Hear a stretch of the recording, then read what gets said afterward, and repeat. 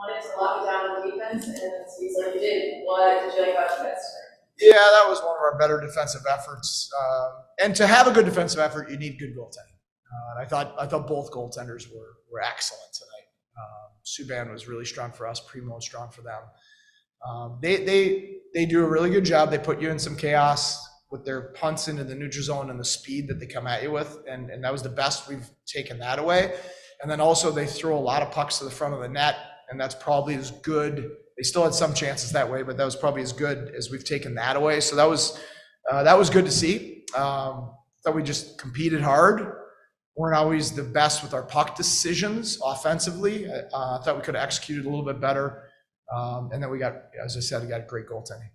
Did you like how you rolled with 11 and 7? Yeah, I liked how much I could play Brandon Byro because he just continues to be fabulous. I don't know what his minutes will be tonight, but they'll be extremely high.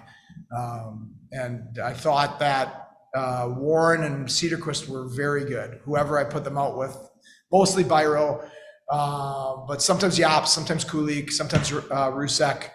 I thought that line was always good, and Warren and Cedarquist seemed to play in the offensive zone a lot, which was the thought of getting Warren back to the wing to be allowed to do that a little bit more.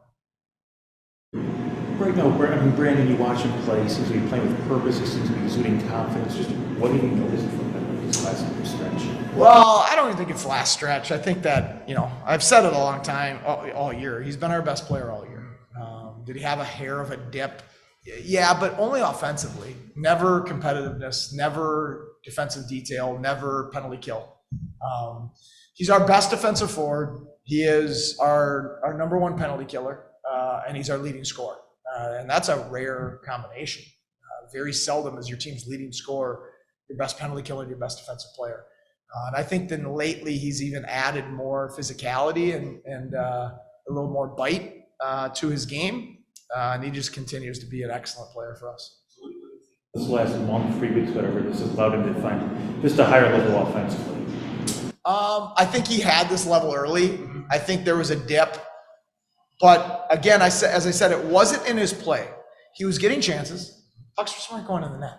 And sometimes passes he'd make would end up off a post, or a guy would miss the scoring chance, or a goalie make a great save. And, probably 10, 15 games ago, he came to me and was trying to confirm that he's playing good still because the points weren't coming. I was like, you're playing great. Your play is excellent. You're just not getting rewarded right now. And that happens in a long season. And what you have to avoid is if you start looking for offense. If you take that little streak of not scoring and start looking for offense, then your game goes really south. And you're in a bad hole. So you have to keep your habits. You have to keep being good defensively. You have to keep playing the right way. And if you're as good of a player as Brandon is, and you keep doing those things, eventually pucks are going to start going in the net again for you. A little frustration because that stretch, maybe it was December, early January, whatever it was, where he was getting 2 points a game, and then he went probably as long a stretch without anything. And yeah, it's not necessarily that his play tailed off, but as a guy who does score, I mean, how do you avoid that frustration of, what am I doing wrong? And that's why he came, obviously I've coached him for 2.5 years now, and so we have a real good relationship, and we've earned trust from each other, and that's why he probably asked me that question, trying to confirm in his mind what he was seeing, what he was thinking. And we've talked about this too. He's probably, in a normal year where the Sabres aren't as healthy as they have been up front, he's probably have call-ups in there, which boosts your energy and your confidence and your hope. And it just is what it is this year. That's great that the Sabres have been healthy, but those things can take a toll on you as well, because you're scoring as much as he was and playing as good defensively as he was. It's easy to think, what else do I need to do? So all of those things factor in, and then it's a long season and you're not going to produce every night. That's just the reality of it. He's as great as he is offensively, he's a better defensive player. I was just going to ask, what part of his game do you like best? His defensive detail and his competitiveness. And that's amazing to say, considering he's our leading scorer. How much did his all-star game, how much did that maybe help him just to rest a little? Yeah, and I'm sure some of the little dip in scoring probably was related to, playing through the injury and pushing and, those types of things.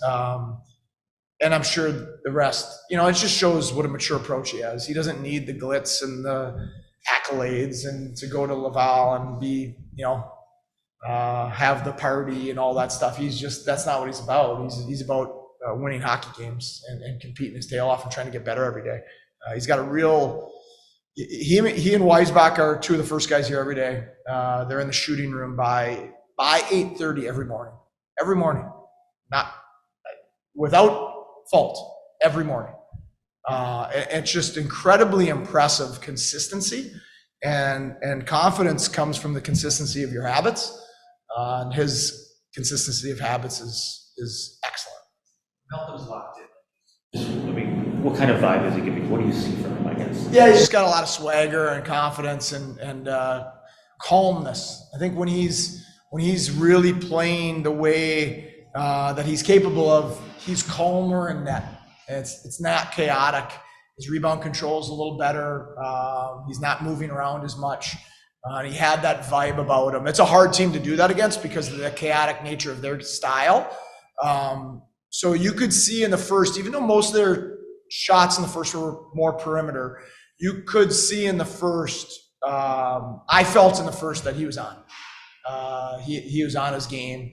And I've said this before, the beauty of Malcolm, the recent games probably haven't been what he would like. And his answer is just to work. Put more work in, put more time in before practice, put more time in a video with Seamus, stay on late, get more shots, put more time in. When you see that from your starting goaltender as your players, it gives you a lot of confidence that he's not feeling sorry for himself. He's trying to work his way through his problems.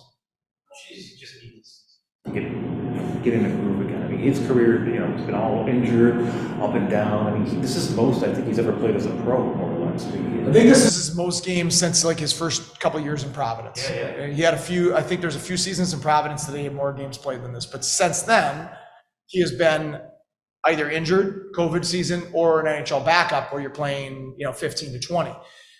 So to have this runway, to be a number one and have that pressure and have that responsibility and have to go out 2 times a week or 3 times a week or whatever it is exactly what he needs to get his game to where we all know it can get to again.